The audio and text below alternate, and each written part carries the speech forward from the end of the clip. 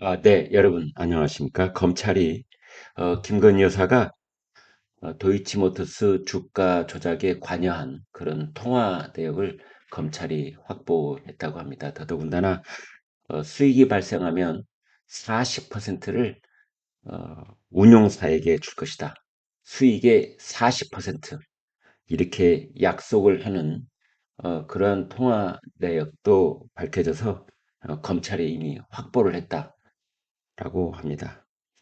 김건희 여사 도이치모터스 주가 조작을 인지하고 있었다. 이제 이렇게 되는 겁니다. 그러면은 주가 조작 방조 혐의가 적용될 수 있다라고 얘기를 하고 있습니다.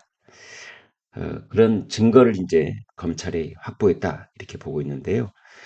김 여사의 그 도이치모터스 주가 조작 의혹을 재수사하고 있는 서울고검 형사부 부장이 차순길 검사입니다.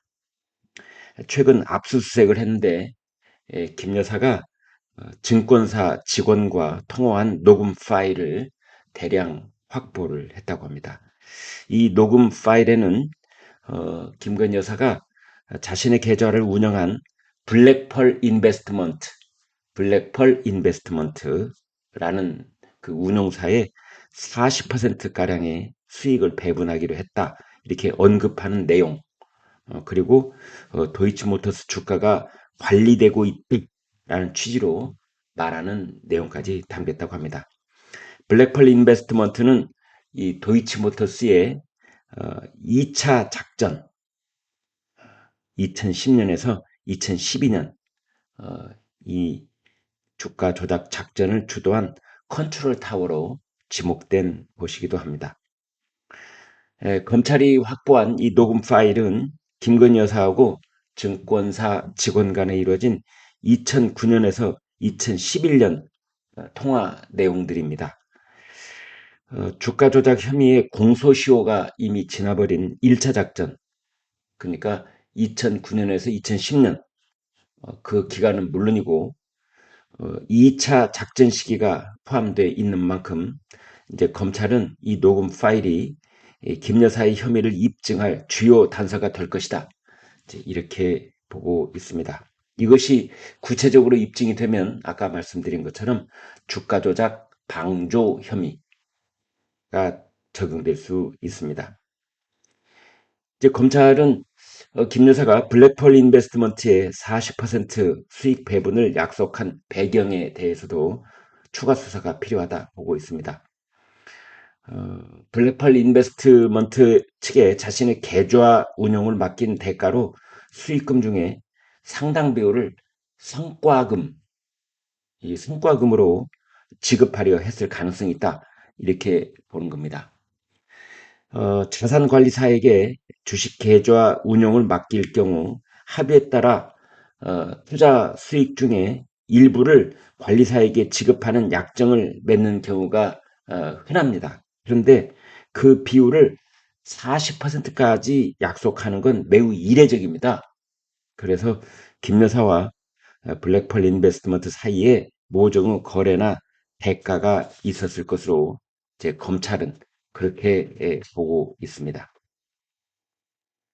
사실 김건희 여사는 권오수 전 도이치모터스 회장과 공모해서 2010년 1월부터 2011년 3월까지 DS 증권 등 증권 계좌 6개를 도이치모터스 주가 조작 사건의 1차 주포로 알려졌던 이모 씨 등에게 위탁하거나 권오수 전 회장 요청에 따라 매매를 해서 시세 조종에 가담한 혐의를 받아오고 있었습니다.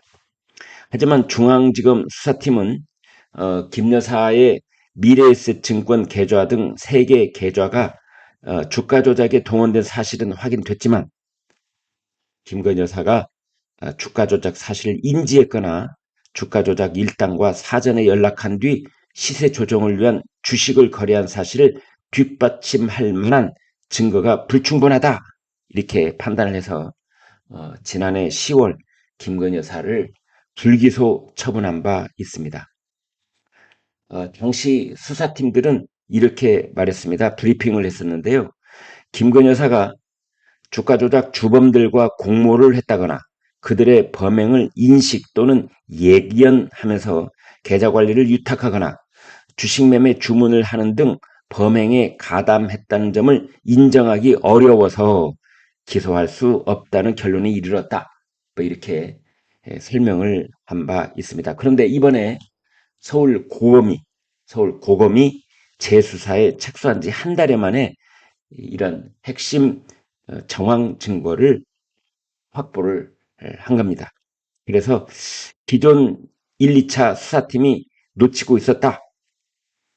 이런 정황 증거를 부실 수사 의혹에 재점화될 가능성도 있습니다. 부실 수사 의혹 이것도 이제 재점화될 가능성이 있다.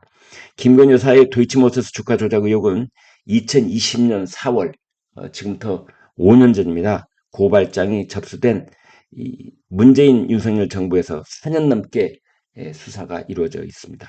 그러니까 4년간 잡지 못하고 있던 주가 조작 정황을 이번에 서울고검이 재수사 한 달 만에 확보를 했다. 이렇게 볼 수 있습니다. 사실 윤석열 정부 출범 이후에 서울중앙지검 수사팀 수사에 대해서는 헌법재판소도 의문을 제시한 바 있습니다. 헌법재판소는 지난 3월에 이창수 전 서울중앙지검장에 대한 탄핵소추 청구를 기각하면서 이렇게 말한 바 있습니다. 검찰은 김건희 씨의 문자나 메신저 내용, PC의 기록 등을 확보할 필요가 있을 수 있음에도 이 지검장 등은 증거 수집을 위해 적절히 수사했거나 수사 지휘 감독했는지 다소 의문이 있다. 이렇게 이미 헌재가 지적한 바 있습니다. 그런데 이번 재수사 과정에서 김건희 여사가 수익 분배를 직접 언급하는 등 주가 조작 사실을 인지한 정황이 새롭게 확보된 만큼 조만간 수사 준비를 끝내고 공식 출범을 할 민중기 특검 역시 관련 내용 수사에 주력할 것으로 그렇게 예상해 볼 수 있겠습니다. 이제 특검 출범을 앞두고 김건희 여사를 향한 이 검찰의 소환 통보도 이어지고 있습니다.